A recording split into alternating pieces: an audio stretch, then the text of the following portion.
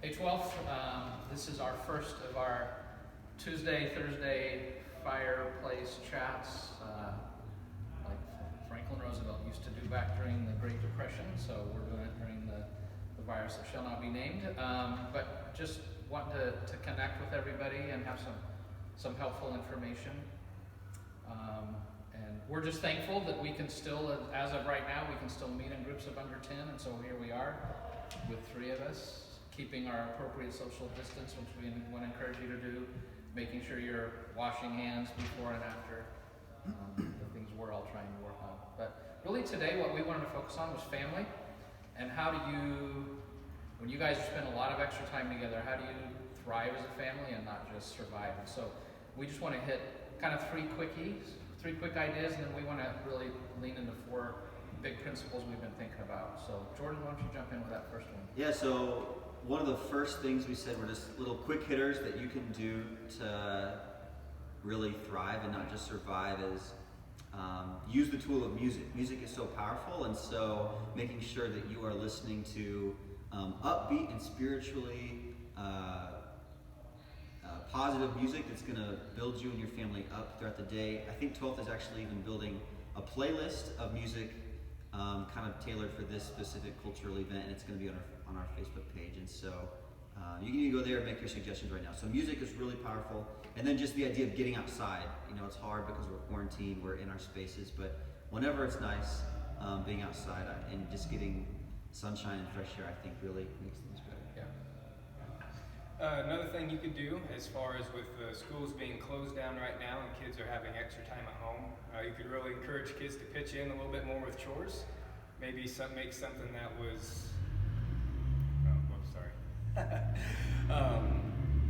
have kids pitch in more with chores, give them some extra things, or take some time to teach them something that you've been wanting to do. Just leverage this time and help out around the house.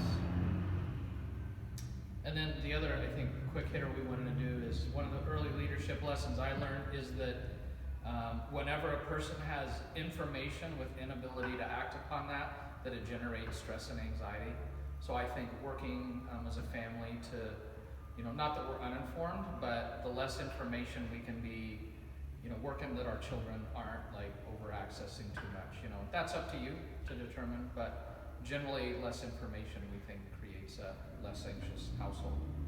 So those are our 3 quick hitters. And then we just had 4 big things that we thought were really important to emphasize.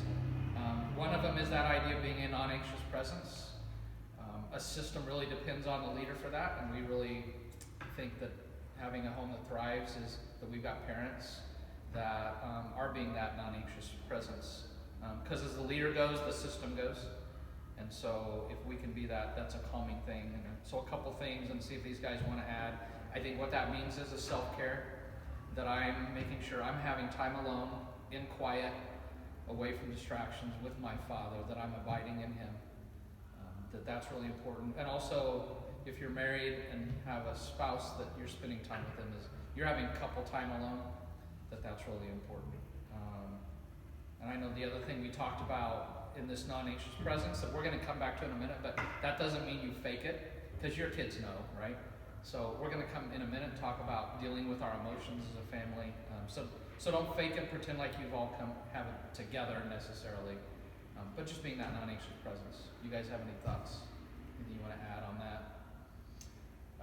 No, I guess just even with not faking it, if you've had some fear or anxiety with this, I think that's a good way to be honest with your kids and honest with yourself, because if we keep that in the dark from God, He's not going to be able to bring healing into that. So part of you becoming more non-anxious is processing that and going through that with God, and then taking that to your family as well. Okay, so being non-anxious presence. Brent, what's the next one? The next one we have is routine. If you think about it, with the school buildings being closed down, the kids went from having a scheduled routine every day.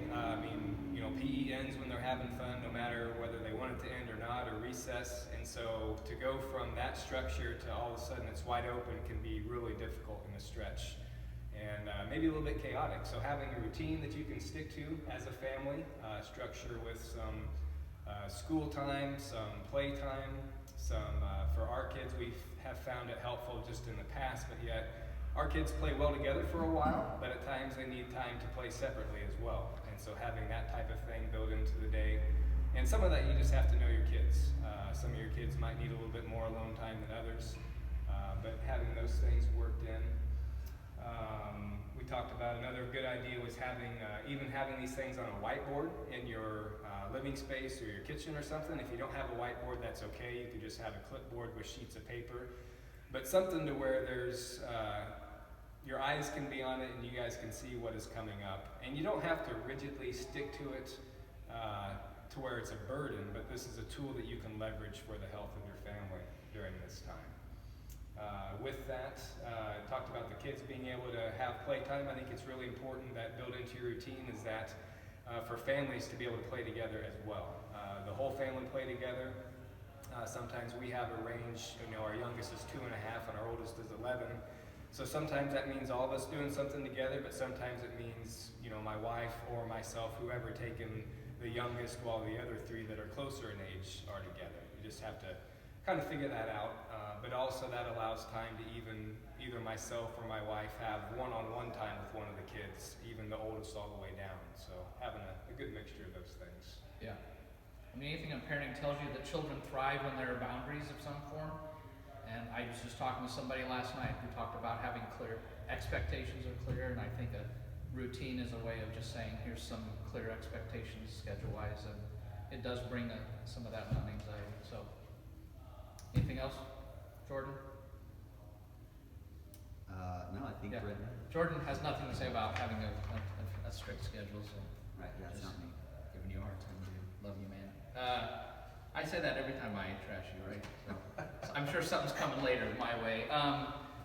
Third thing, so having that unanxious presence, building some routine into your time, and then I really think the idea of having space to share. And for some of us guys who emotions aren't the most comfortable thing, this is something I've been learning and leaning into the last 5 or 6 years.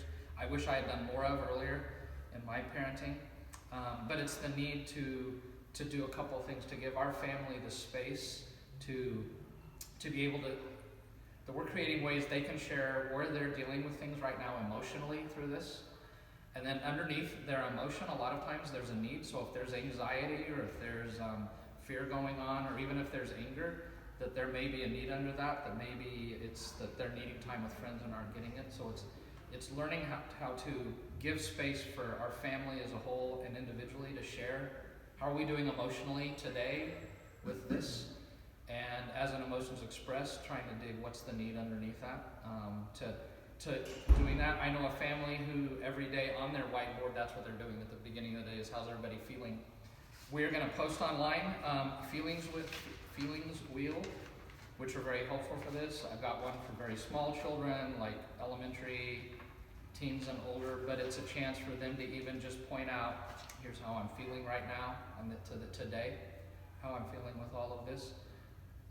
A couple that deals a lot with this even recommends, so do it maybe as a family, but then I know as we were talking, Brent was talking about the need to have that individually with your family throughout the day. And one couple recommended that you even sit down with your children and draw some circles on a piece of paper. So draw friends, school, church, extracurricular activities, the virus, family, and even have them identify a few emotions that they're feeling in each of those circles, and it helps you be clear of how they're feeling about things.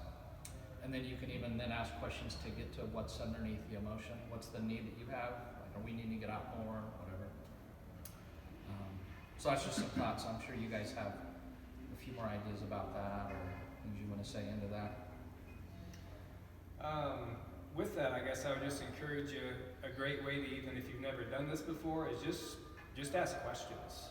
And if your kids are responding to you, just go with that and ask another question that addresses what they're saying. And if your kid doesn't give much of a response, then don't push it, but just spend some time with it each day, especially if it's new. But it's amazing what kids will talk about if we give them an avenue to do that.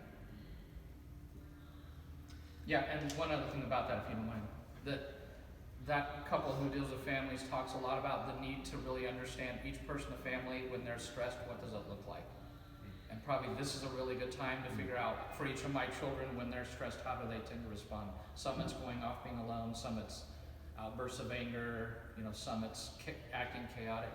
So I kind of leaning into learning about our children, our spouses, what are the signs of stressors, and then when we see that we can even talk to them individually and just ask, hey, right now, what are you feeling? What are your emotions? And sitting down with the wheel or whatever, and giving them a chance to give voice to what they're feeling at that moment.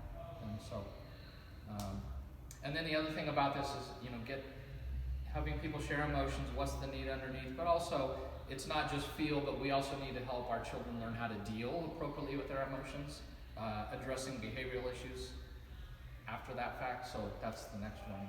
Yeah, the last kind of big rock we want to talk about today just is a perfect follow-up to what Garen just said, and it's understanding that our students, especially middle school and high school, have a healthy understanding of what they can control and what they cannot control in situations like this. And it's really healthy for us adults too, but it could be something that maybe our students haven't really thought about yet. So just a few things that you cannot control and you can't control. So you cannot control the actions of others. You cannot control the bad jokes that Garen tells on camera. I've made peace with that. You can't control how others are going to react in certain situations.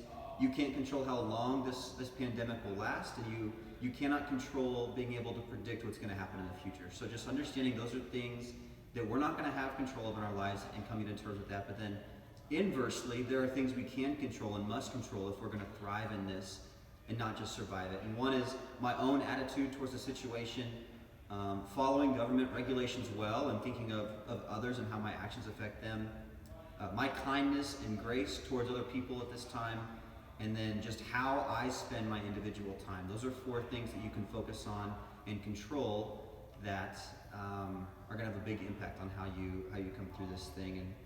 And just thinking about this really takes a lot of worry out of the situation. And at 12, we want to be a people who are living and abiding in the way of Jesus. And if we look at his words in Matthew 6:34, what does he say? He says that you shouldn't worry about tomorrow. Tomorrow's going to take care of itself.